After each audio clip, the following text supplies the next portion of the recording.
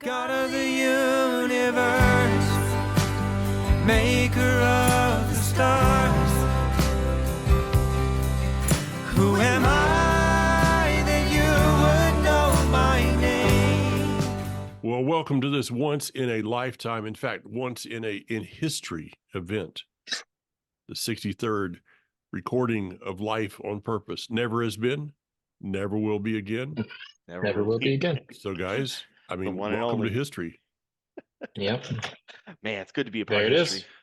There it is. But we're missing part of history. I mean, Uh. we're missing a box here, aren't we? Yeah, we are We missing are. a box. Yeah. There's episode, fourth only guy. 3 guys. Fourth guy yakking is not yakking with us. Well, Only 3 guys yakking. He's yakking to someone else probably today. yeah, Probably. he is. He is. And Yep. we know where he is in an undisclosed location. Mm-hmm. We're not allowed to tell anyone ever that we knew. Ever. No. Because we're in But- history. Yes. Yes.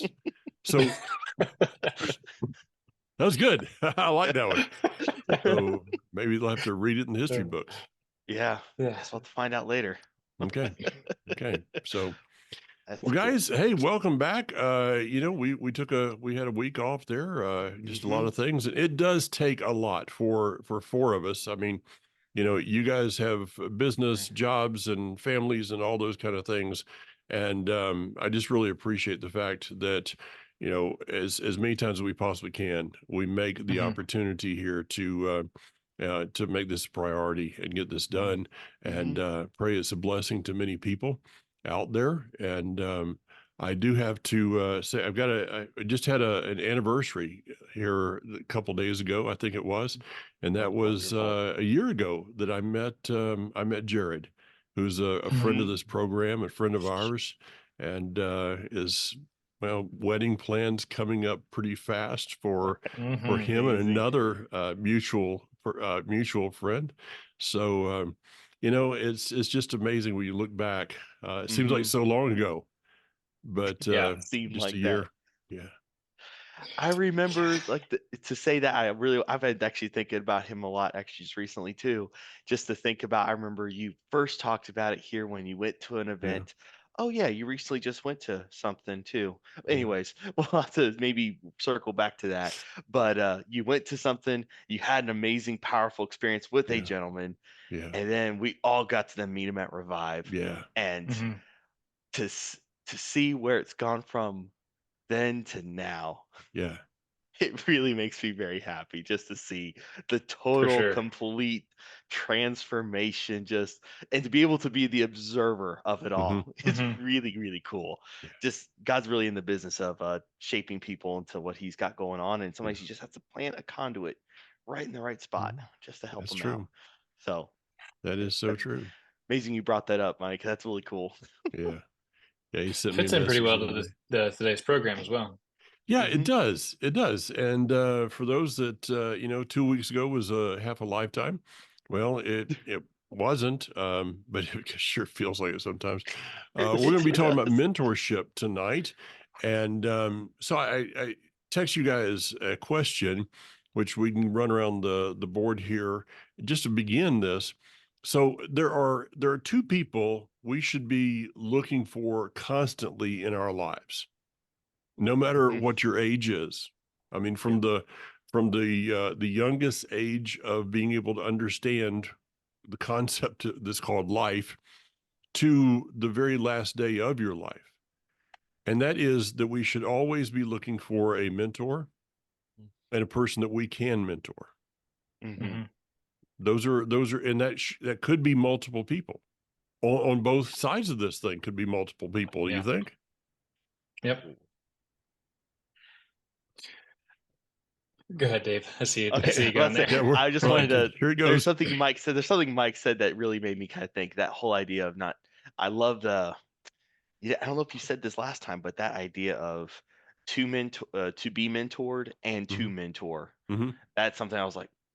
That is something as I've growing into more and more of age, I've been noticing. Even as young as I am, I've been noticing that have opportunities where they arise and like, hey, I can actually like maybe speak life into a situation that I see and going, oh wow, been there before. Got the T-shirt too. Let me Mhm. let me Mhm. explain some things that might make your journey that much Mhm. smoother Mhm. if I can. But then to be mentored, there's a lot of it's actually, I think if you think about it more, it's a humbling thing if you actually think about it, to be mentored. And it's not fun to then put yourself under someone to say I'm to be mentored by somebody, because that you have to first one take to consideration that you just do not know Mhm. everything. And a lot of people, especially in our culture, do not believe that's true. Yeah. They Yeah. believe that they have figured it all out. Yeah. And that is a big problem that we see in this country, and it's what we see just in our everyday lives. We see that a lot. Mhm. And to whether to be mentored or not, and I think that it really describes accurately when you texted our classified notes for the show. It's hard for me to find one word. Yeah, and that's what I was Really I asking. hard. thought I Let me, thought the exact same. Yeah. yeah, let Oh, me No, just I it's agree. really hard. let me intro this. Yeah. That I text you guys and said, you know, what is one word when you're talking about a mentor? Now, to give you a little bit of time, I'll go to Ryan because I had the you know personal conversation with him. I said, okay, give me this. He said, well, how about a phrase? And his phrase was regarding a mentor is find somebody that's leading from the front. Mhm. Mm. Yeah, we've Yeah. me and Ryan have talked about that a little bit. That's always been something that has been if you're not willing to do it yourself, Hmm. are you going to listen to someone if you know that they're not willing to do what they're telling you to do? That Okay. Mhm. came Okay. across clearly. Yeah, I think that'll go And to a word I got in a few minutes. oh, that's great. So that's something that we've and I've actually did get to meet this individual that he's referring to. I see exactly what he's talking about. Hmm. There was some things I saw from somebody, and this is something that, yeah, this is something not just, I think we need to also differentiate here real quick before we go into, we can't just be thinking about mentorship and just, okay, in your faith and all Hmm. that. It's important, but Yeah. you Yeah. have mentors for business. You have Hmm. mentors for Everything. your Yeah. whatever your hobbies. There's so many things you can have mentorships. You don't have to just have one. There's mentors for a lot of things. Hmm. And this same person, I got to meet this person that Ryan's talking about there. That he said that, and it was truly amazing to see somebody teach the way he taught, and it made me want to like figure out how can I do the exact same thing Hmm. with when I'm teaching somebody. It was enough to not overtell you how to do it, enough to get you on the right track and Hmm. to just hopefully lay the foundation so that you can build the rest. Okay. But it was enough to keep you going because I think I gotta be careful. I don't want to go too off the rabbit trail here, but just we've seen some mentors that maybe try too hard. Maybe that's the Hmm. right way, Yeah. and Mhm. that's not mentorship. You can't Yeah. try too hard. True. You gotta direct and let grow, Yeah. direct and let grow, and see what happens. That'll work. So go Yeah. for it. That'll work. Daniel. Mhm. Um, to quickly comment on what you guys are saying, it's kind of like a commonly perceived thing that in order to master anything, it takes 10,000 hours, ten Hmm. thousand hours to master any single thing. Mhm. And I can't remember where I heard this, but someone was talking, and basically, the one thing that can dramatically, like in a fraction away, not like half or less, can expedite that time is having a mentor.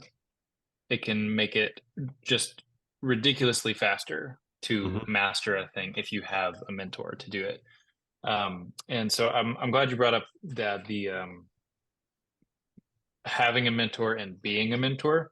I've heard about addiction as well, that the final stage of uh, a successful person, a person successfully overcoming an addiction, is for the last step to be help someone else who is overcoming the same addiction. Hmm. And Hmm. so there's something about that process of aiding someone in the same thing that you were aided in Hmm. that solidifies and just kind of helps to take root everything that you've been learning or doing or anything like that. Um, and the interesting thing, well, I'll go back to that in a second. I was not able to do one word either. I can pin it. I can pin it to two words. Um, I would say humility. And what I was about to say a minute ago is that goes both ways. Yeah. Humility Mm, toward your mentor and humility toward the person you are mentoring. Hmm. Because if you are not humble in the eye toward the person who is your mentor, you're not going to learn anything. You're going to think you know it all, and you're just, what's the point? Yeah, If you you're can't wasting say, their I time. don't, yeah, you're wasting both your time. Hmm. There's just no help in it. But you need to be humble toward the person you are being a mentor to for Hmm. multiple reasons. One, because if you're not humble, you're going to miss a whole bunch of stuff. You're going to think you know everything about that person because you were there, but they're a totally separate person than you. They have their own background and their own way of thinking and their own personality. And so you have to be humble toward them and step back down into being, remembering what that's like, and not come off as proud, and Hmm. because it's just not helpful. And the other thing I would say is experience. Okay. We make the joke of don't take financial advice from someone who's broke. Yeah. Don't take marriage advice from someone who's been in a divorce or multiple divorces. Multiple. Yeah, I'd say Um, multiple. Yeah. mhm. yeah, probably multiple. That gives more wiggle room there. And so same thing. If you're trying to find a mentor for something, make sure that the person has done the thing that you're needing a mentor for. Mhm. Well, It, you're talking about that. I remember pastoring, and there was a couple of girls, young girls that were growing up in a home that was just crazy, in multiple ways. But I asked them. They were over next door, their aunts, and I said, "So what are you guys talking about?" They said, "Well, we were asking advice on marriage," and I'm like, "She's been married 7 times." And divorced 7 times. It wasn't, I mean, this is in Mhm. this, divorce happens. Okay. I mean, people, there's all kinds of things that go on. Uh-oh. But when you have somebody that has a track record of failure in something, like you're saying, that's not really the person that you should be. Mhm. A person has declared bankruptcy, you know, 10 times. That may not be the person to talk to about which is the best credit card. And that's not to say that those people don't have valuable things to teach Yeah. Yeah. or that you Mhm. can't learn from them, but you just want to tread a little more carefully Hmm. because, again, the track record. You Yeah. Yeah. unfortunately you have to take that into account. Yeah. So let me throw mine out. And hey, guys, out of all of you, I got it down to one word, okay? Because I'm the one that put out the message, and so I have to. And the word is consistency. Mm. So Mm. when you're looking for someone, and I want to go toward the level of finding a mentor for you first, because until Mhm. you find a mentor and understand the dynamics of that relationship, it is not until you walk that out till you actually have the ability to begin to be a mentor to someone. Mhm. So it is, you need to pass, you need to get a passing grade on this before you start to speak into somebody else's life. So consistency. I want to look for somebody that, and this means it may not be someone that you meet all of a sudden, they're like, hey, wow, that's my mentor. No, it may be somebody that you watch over time. I want to see Mhm. them consistent with their spouse. I want to see them consistent with their children. I want to see consistency in their life. I want to see consistency in their vocabulary of what they're speaking, how they're speaking, Mhm. what their you know what is the focus of their life. And then you need to ask yourself, is that person someone I want to be like? Because if they're not consistent, and you find yourself being mentored by somebody that's kind of blowing in the wind all over the place, like the book of James talks Mhm. about, a ship without a rudder, you're going to, that's who you're going to become, Hmm. because you're actually Yeah. looking at this person and saying, that is the person I want to become in life. That's what being a mentor, or finding a mentor is Hmm. saying, that is the person that I want to model my life over or after. Yeah. Mm. And I had thought of the word steadfastness, Mm, and I steered away from it a little bit because I wanted to add that humility, because that goes hand in hand with what you're saying of Mm. consistency. hmm Um, because all of us should strive for that consistency and being someone who is not, like you're saying, flopping in the wind, basically. hmm But to add the caveat of able to admit when they're wrong and then Mhm. change that. But it's just a different level of things. Yeah. And I would say within that, you're watching someone who's consistent, and you shouldn't look for someone who just makes you feel good. I would say you should more so steer towards someone who makes you uncomfortable. Um, Yes. I have Mhm. I have come to find, because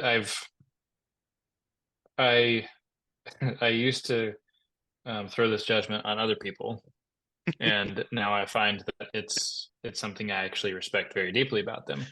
Of the term self-righteous, I think that most of the time when someone is saying that person is self-righteous, I feel like most of the time they're saying that because that person is being righteous in a way that they have not yet achieved. And that's from experience. Like that was my experience with it. I was calling someone self-righteous that I had no business calling them self-righteous, Mm. because they were upholding a standard and they were consistent in a certain area of life. And at the time I thought it was silly. I thought that it was too much. But then when I got to the same situation, the same level of life, I looked back and I'm like, man, I want to be more like them in that area. David, I see I'm the about to wheels say, turning oh again. man, that was some great stuff right That's there, because good. that was another one of the words that I was thinking about too. I was thinking of long suffering, which was like steadfastness, essentially, is partnered with, and I thought that was interesting how we were both Hmm. thinking that way, um, towards that. And then to your point there, Mike, that consistency. There's a mentor that just tells you stuff is just maybe there's a distinction between just a good friend who's maybe matured in life more versus a mentor, because I think there is something about a mentor that provides consistency, but like what you guys brought up just recently is that the accountability of that, hmm and to adhere to that accountability, that's that humility aspect that's the only way that works. I think that now, after hearing y'all's thoughts on this, it's like there's the only currency of exchange between a mentor and the mentoree is humility. That's the only way that they have to stay humble, and the mentor hmm has to constantly remind themselves to be at a state of they have not experienced what's on the other side of that. Yeah. Let me give you enough so that it's ammo for you to use for what you can, or enough sustenance for the journey ahead. hmm That's it. I can't tell you. There's no way to convey to you what you're about to witness and experience. There's no way. So there's that accountability of, well, and there's a balance aspect. I think the best mentors you think you find are the ones who write mentorship books. There's that balance. They always talk. There's a balance. There's a balance in life that is, and as you go through your years, you realize, yeah, that balance is extremely important. That balance is everything in your life. God, work, family, work, and how all those factor in, and they kind of vary. God's you should be always the hmm center, but a lot of times our life likes to jumble it all around. hmm Hmm. But if we can maintain that consistency, like you're just talking about, Daniel, that person who, it's always funny how whenever we're mad about somebody, the self-righteousness of that person is the first thing we attack. That's always the funniest thing. I was laughing when you mentioned that because I was like, oh my gosh, I'm caught. I've been right where you're at. I know exactly what you're Hmm. talking about. Like, yep, that was Yeah. me. And I think that's there's a double-edged sword or something like that whenever we say something like that. And maybe it's just our human nature wants to just immediately run to that without going, hold up, wait a minute, are they doing this because they're trying to elevate a standard that they have to stay at? Because you realize that's the only way you change, is that you have to adopt the standard and then stick to it. your way that your body wants to never change is a battle you will always have to face. It never, ever, Mhm. ever wants to change. And a mentor is going to want to pull, a good mentor is going to find Mhm. discernment. They're going to find those aspects that go, you want to change. Let me help draw that out of you. Let me help bring that out of you so that you see that you do actually have that. You do have what it takes. And hopefully the mentoree has the discipline to stick with it. That's Yeah. that goes back to the accountability part. Well, I think what when you guys are talking about the self-righteous thing, self-righteousness, seeing a person saying, well, they're self-righteous is basically say they're living at a level of life that I'm not willing to pay the price for. Oh yeah. Mm, good point. Oof. That work? It stings a Yeah. little bit. Yeah, because I think when you actually encounter a self-righteous person, it's pretty obvious. Like Hmm. Mhm. Yeah. it's kind of over the top. Yeah. They're arrogant. It's Yeah. like, yeah, it's what Yeshua is talking about of like, don't pray so that everyone can hear you. It's that kind of thing. That's the real self-righteous type of person. What we were talking about, that's a perfect definition, Tad. Just you're casting, you're saying something that's going to make you feel better about your lack Hmm. of willingness to pay the cost. That's really what it is. You're Mhm. trying to make yourself feel, I was trying to make myself feel better. Yeah. I may not have known that at the time, but I Mhm. can definitely see it now. Yeah. Well, so, somebody that's self-righteous, it just to just kind of, put this in perspective, a person that truly is living a self-righteous life will brag about their righteousness. Yeah. A person that's Opposite of truly that humility. is truly righteous will never mention it to you. Never Yeah. will. Yeah. They'll just do it. We'll just Yeah. be it. Yeah. Um, I was, Dave, you mentioned the discipline of the mentoree. And I think that's Mhm. very important because Yeah. if you have to be in a place that you either want to make a change in your life or there's a goal that you need to achieve, that you Hmm. have an intense drive to achieve, something that God has laid on your heart, all these kinds of things. You have to have that clearly understood and clearly defined in your mind, in your heart, in your life. Hmm. Because if it's not, you're going to fizzle out. But if you have that to draw on, you have that goal, you have that prophetic word even that was spoken over you or something like that. You have that to draw strength from because it's hard. Just because you find a mentor doesn't mean it's not going to be hard. And you're going to hope that that person, like, man, they can like really understand me and my faults, and they know that I really need a patient person to mentor me. And you're going to want that, but you're not always going to get that, and you're going to need to be willing to be okay with that. Like it happened with me where one of the people that was a mentor for me in a season of life was not patient and was not careful with their words, which is really rough for me. Like I'm very words oriented and just overthinking, and like I have a big I don't like to disappoint people, and so Hmm. someone who's not careful with their words and someone who's not patient is not a good mixture for me.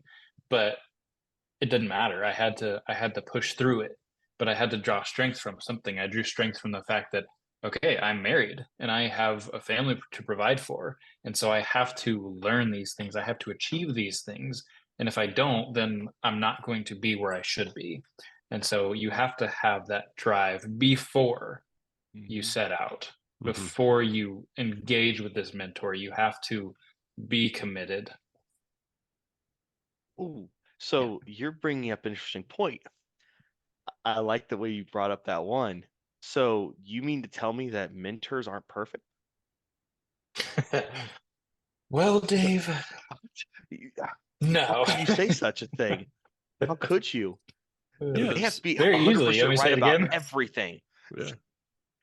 Uh, So Dave, what happens when you see that mentor and you have Mm, this or an you epiphany see they have or this aurora around them, and you're like, mm, wow, I mean, they're hmm. perfect.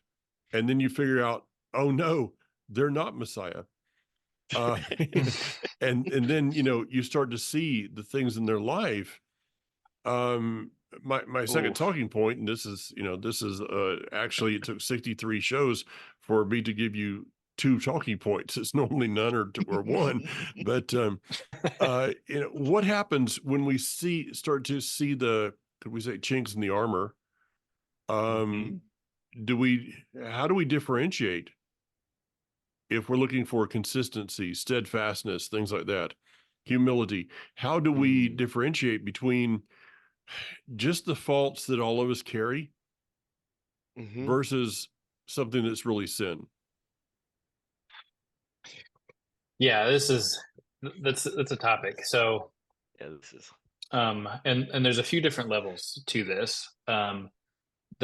I think there's a level that's just kind of either above or below, depending on how you look at it. One step less serious than sin, of just like maybe weirdness, things that make you go, wow, that makes me uncomfortable, and I don't think that's right, but Mm-hmm. I don't really know. And with the internet, this is so prevalent. Like Oh. the internet makes what you're saying right now 100 times more difficult Oh to yeah. discern. Oh yeah. And Mhm. so the particular instance I'm thinking of is essentially there was a group I was following, and then I'm keeping everything super vague, but hopefully people will understand the Yeah. point. Yeah. There was a group I was following, something happened, and then I saw something that was like that does make me a little uncomfortable. Let me look into that a little more.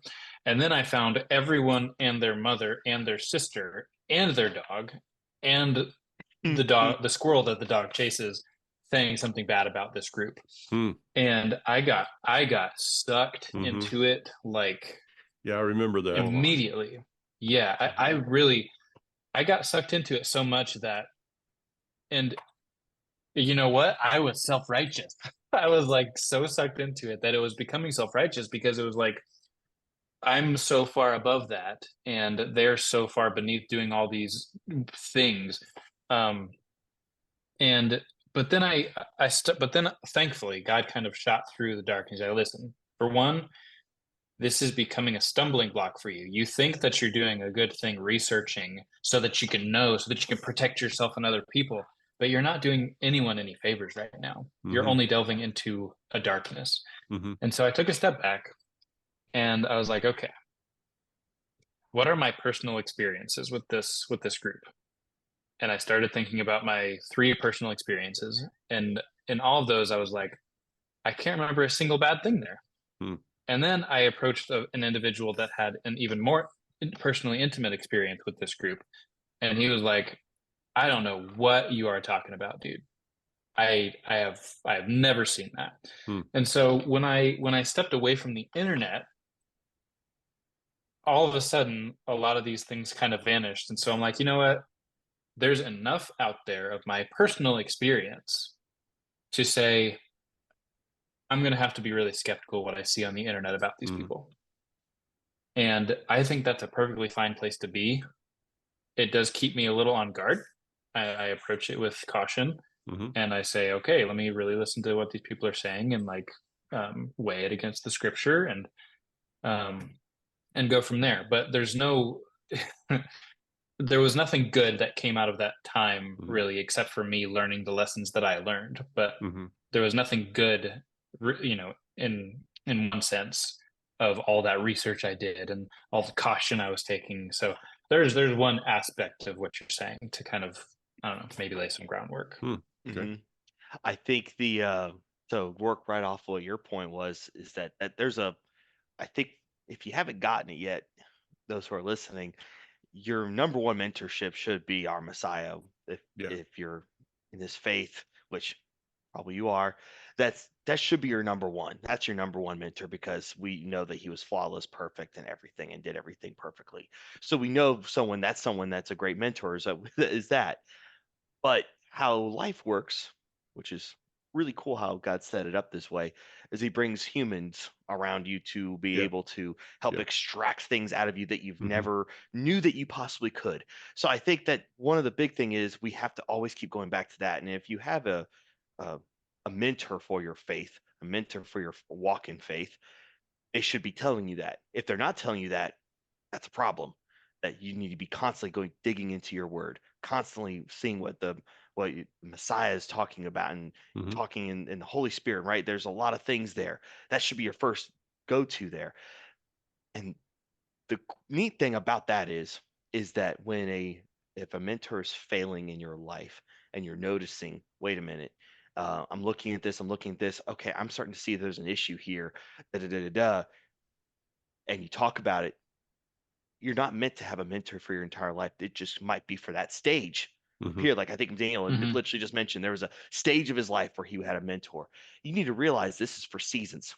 Mhm. What are you going to do with that Yeah. season of that mentor? How is it? What's the max amount of potential you can acquire from that mentorship? Because that's really Mm, the that's a good point. unspoken Yeah. bond. That's what, right? That's the unspoken bond we have between mentorship and mentoree. What's the maximum potential that they can propel me?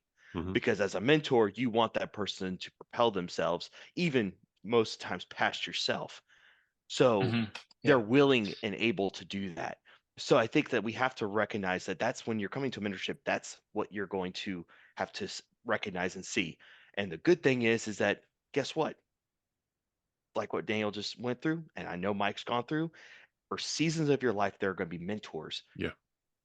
but you need to be the one that discerns the final discernment with the Lord at your side saying, now it needs to shut. Now this door needs to close. Now this mentorship Mhm. needs to stop. Now you need to go find somebody. Mhm. Now I'm raising up on someone else. Yeah, Well, that is oof. yeah. That's solid stuff. That's really good. Really good Mhm. advice. Yeah. David, I mean, there's a verse that goes right along with what you just said. Mhm. Is Rav Shaul, the Apostle Paul said, "Follow me as I follow Messiah." Mm. Yeah. Right. I'm Okay. leading from the front. Follow me. Yeah, yeah. So Idea. follow me as I follow Messiah Mhm. is like this. That as you're following a person, you should be able to see Messiah right on the other side of them. Mhm. Okay. It's Yeah. as if they at times they become a bit transparent in their, Mhm. in their or their image becomes a bit opaque. Mhm. And as that image is opaque, you're actually seeing Messiah right in front of them. Mhm. Mhm. As long as that is true, then they are worthy of following. Yep. But if there Mhm. ever comes a time that you see that kind of opaqueness in their life, and wait a minute, where's Messiah? I'm Mhm. not seeing Messiah in front of them. Then that may be the key to you, that this is a closing of that time as them being your mentor. Mhm. Mhm. But no matter where we are in life, we should always be searching for. Okay, now I'm getting to the place in life that it's, and this is not I hope it's not taken as an arrogant statement. It's not easy for me to find a mentor. Mhm. Okay, just because I've been through a lot of things in life. And that's why, but I still have, well, let me give you an example. Miles Monroe. Mhm. I talk about him a lot. Why? Because to this day, even though he died in a plane accident a number of years ago, Miles Monroe is still a mentor to me. I mean, just today I was thinking through some of the things that he said. Once in a while, I'll go back to one of his YouTubes. I'll pick up, one of his books, or I'll just kind of meditate on some of the things he taught. Because as he was teaching, I was seeing Messiah. He was Mhm. drawing me closer to Messiah, the kingdom, my own purpose in life, all of those things. So to the day that we die, we still should be looking for people that are challenging us. The key to a mentor is that they're challenging you. So your mentor Mhm. may not be your friend. Your mentor is your mentor. And Daniel. and I- I had to I- jump in before you said it, just in case you did. Um, and I say this because I know you'll agree with me that a mentor does not necessarily have to be older than you. True. Mm. In your case, as you're talking, you're like, it's harder for me to find a mentor because of your experience, because of everything you've gone through, because you've striven, if that's a word, strived for that consistency in your life. It should become harder for you to find a mentor, and at that point, you may find that the the most beautiful thing, like as I imagine this in my mind, like it a minute ago. It almost brought me to tears because it's just such a beautiful thing that I think the kingdom is all about, of a mentor, an older person bringing a younger person alongside them, teaching them, walking with them, mentoring them. And then they both age, and the older person starts to fade a little bit. And then the person that's been mentored says, you know what? I got you now. Mm-hmm. Let's go. Let me help carry you through and not just in a physical, like, let me help you sense, but also I've now learned from you. Not only have I learned, but I've learned how to learn. Mm-hmm. And now that person is going to be able to provide outlooks on life that you could never achieve because you hit a stopping point in some, like maybe not a stopping point, but you should be hoping that that person surpasses you, like you had Mm-hmm. mentioned, Dave. And so at that point, you can then almost hopefully look to them in the end to provide new energy, new life, new insights, and things that will propel you on and challenge you from the other side in a different way. It won't be the same, dynamic as it would be from an older person to a younger person. The dynamic will shift, but it should be similar to that, I think. Mhm. David? I don't know how much is who said it, but we've said it a lot on this show. You are the average of your 5 friends Yeah. or Yeah. your 5 closest. I don't know where it came from, but Mhm. I've never. It's more true than ever. Like as I've been growing, it really drives home. It's like I'm like, why am I not at this place? Why am I not at this place? Then I start thinking about it and go, oh, oh, that makes sense. Like, oh, I guess this is where I'm at then. Oh, guess what? If so, for the audience, if you find yourself in that same place, like, why am I not here? That's the time to have a mentor. That's the time to find a mentor to go to that next Mm-hmm. stage of your life, to go to that next place. And guess what? It is guaranteed uncomfortable. Guaranteed. Just guaranteed. Yeah. There, you have to recognize that uncomfortable is is the is the growth of you as a Mm-hmm. person. Being comfortable kills you.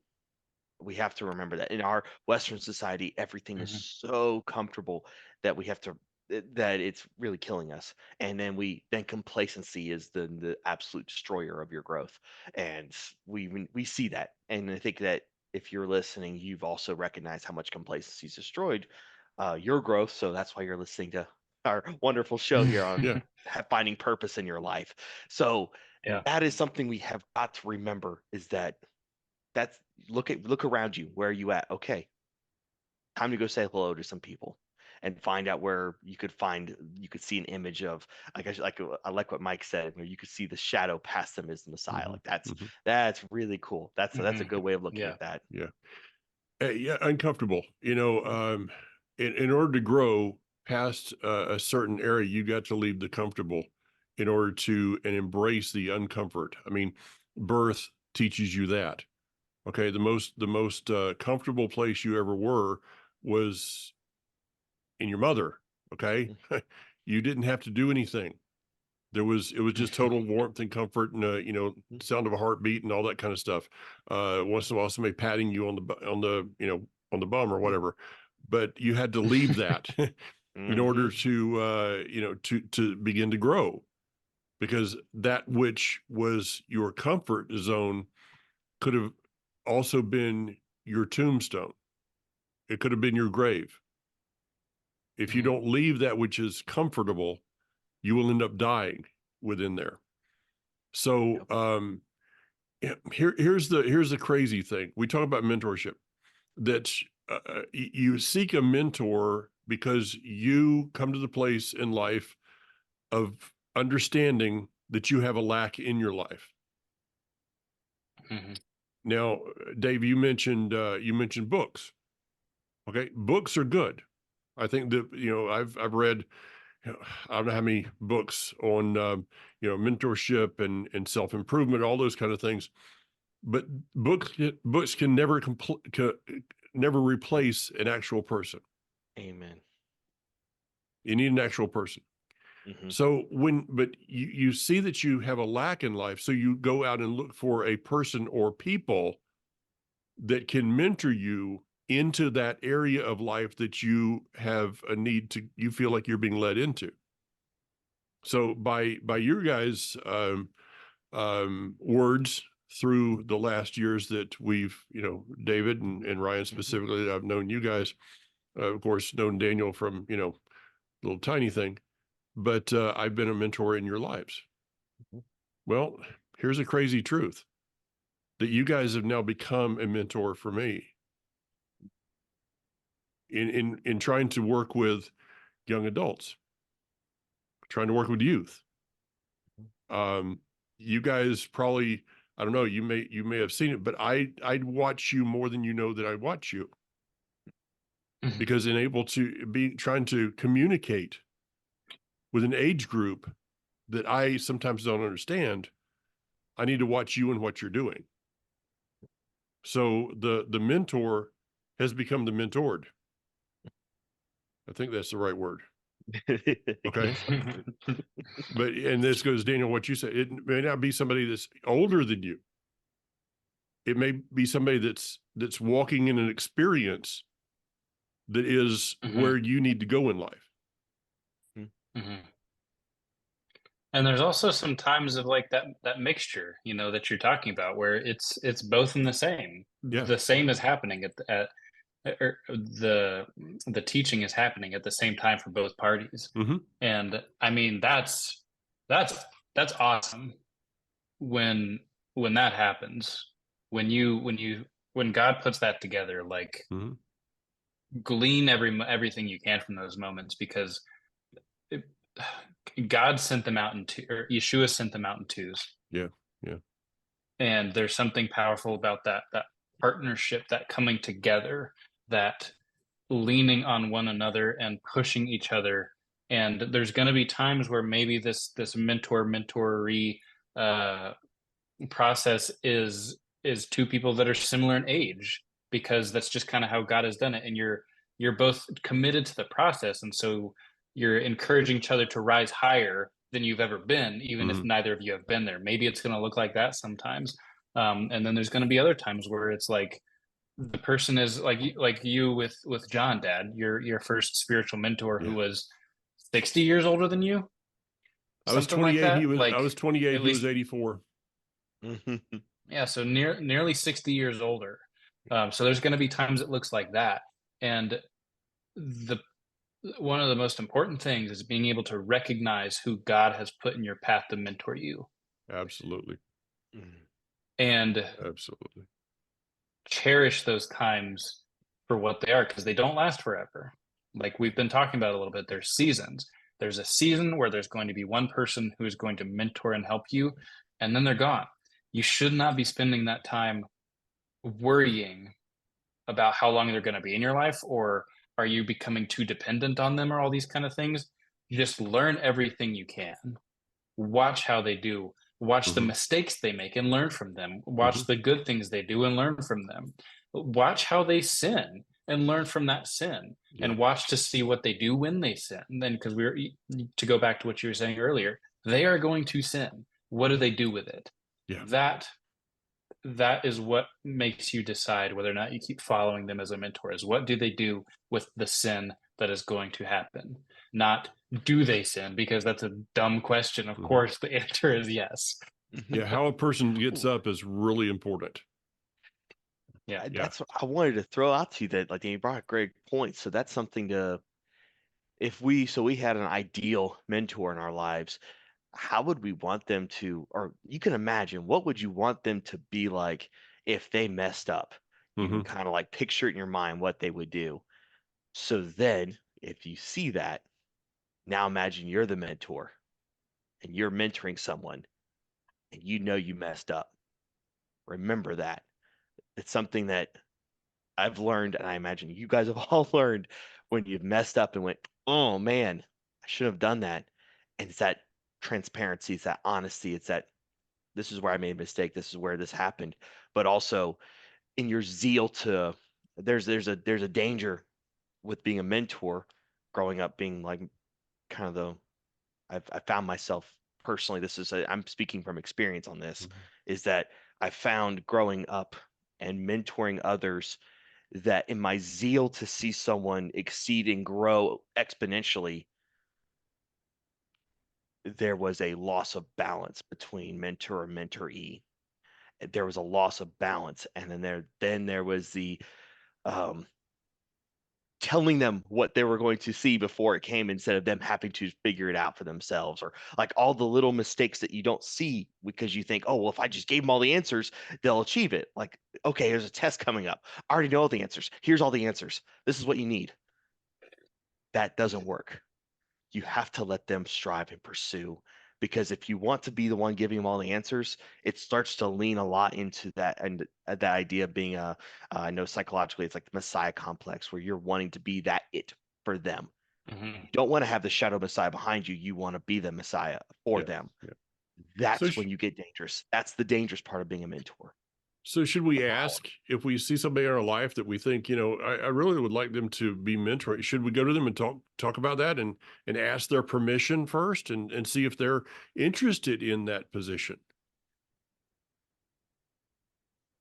I would say I think there is I like a would. permission, maybe. Go. I think that I think that that's maybe where there's a difference between a teacher and a mentor. Mm-hmm.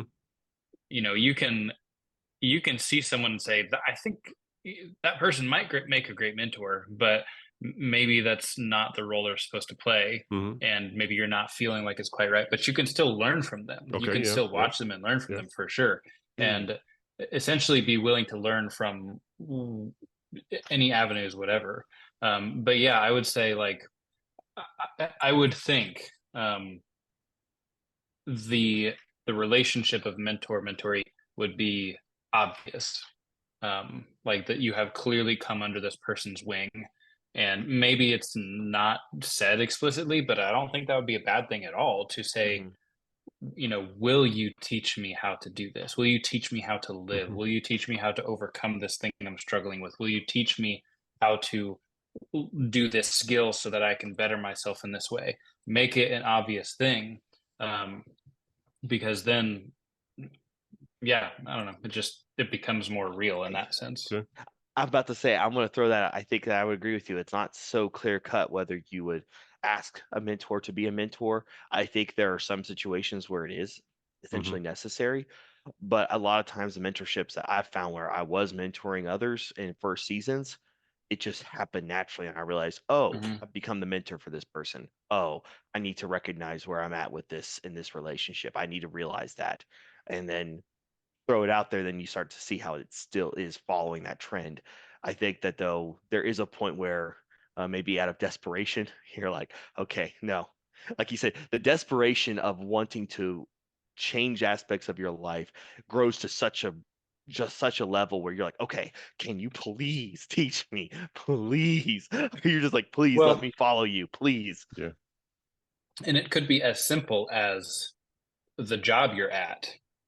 You say to the boss, I really want to learn this thing, because that's not always an obvious thing that happens. Sometimes you step into a job and it's just a job. You're just there to make a little bit of money. And unless you speak up, that's all you'll ever be. You'll just be there to make a little bit of money, and you'll be the grunt doing the simple things. Yeah. But if you want to exceed in that or excel in that, then you need to make that apparent and go to the boss and just say, I want to learn. Please actually teach me. I don't want to keep carrying lumber from that side of the job to that side of the job. I want to learn how to produce the buildings. Yeah. And communicating those things clearly, like that is important, because it doesn't just happen like that. It really comes down to something, David. You were alluding to this. We should always in our life be living our life in such a way that people would want to follow us. So, when somebody says, well, I'm, looking for somebody to mentor, they, our name should be on the top of the list in their mind. Wow, I met this person, and, this is a person that I would like to emulate in my life. So we should always be living our life in such a way that people would desire us to be the mentor of their life. Amen. So let's turn a corner real quick. The events that are going on in Israel. We're day 157 right now. 134 hostages are still being held. We did learn that one of the hostages, an American, Israeli, was killed as a hostage. His body is still being held by Hamas. Uh, these uh, these entities do not even have the respect for human life to return a body of a dead person. Uh, Besides that, there's I'm looking at the numbers right now: 14,664 wounded. These are soldiers. When we say wounded, some of those may be light wounds. Some of them may be that they don't have legs anymore. They don't have arms. They're going to walk through their life without without a limb, brain injuries, things like that. But one of the things that I learned this past weekend, we were there with Josh Waller, is that there's two patches that the IDF, on your Oh, yes. uniform, you wear different patches, and I have behind me on wrong side, this side right there is the patch of the Shked unit of there it is. Quit. That's automatic. I can't turn it. I don't. If somebody knows how to turn that thing off, let me know. But there is that's a patch of the Shked unit of Gavati Brigade. But there's two patches that the IDF soldiers are asking for in mass. One of those is a patch that's regarding the third temple, and the other is a patch that says Mashiach. Mm. Mm. Those are both correlated. Yeah. That's So amazing. yeah, somebody asked a question at the conference this past weekend. Well, what do you see spiritually happening in Israel? Mhm. And if anybody cannot see that as a spiritual, Mhm. amazing, that's that's over the top. Yeah, It and you is. just got to think like, man, like they don't know his name yet, but my goodness, how amazing that Time. they are bearing his title as an indication of their excitement for his coming. No one should doubt for a second that if Yeshua showed his face to them for a second, that they would not bow down to him, because they are so focused on the task that God has set before them right now, and they are so focused on returning to God right now and calling out for him to be their protection, that they're on the threshold of heaven doing what they're doing right now. Yeah. As you say that, Daniel, in case somebody has a little bit of a little pride kind of comes up there in that statement, you said they may not know his name yet, but it's evident that we probably don't know his character yet completely. Just throwing that in, that we all have a lot to learn about our Messiah. That's right. Yeah. That's right. David? Oh man, I'm about to say relax, guys. Come on that last point.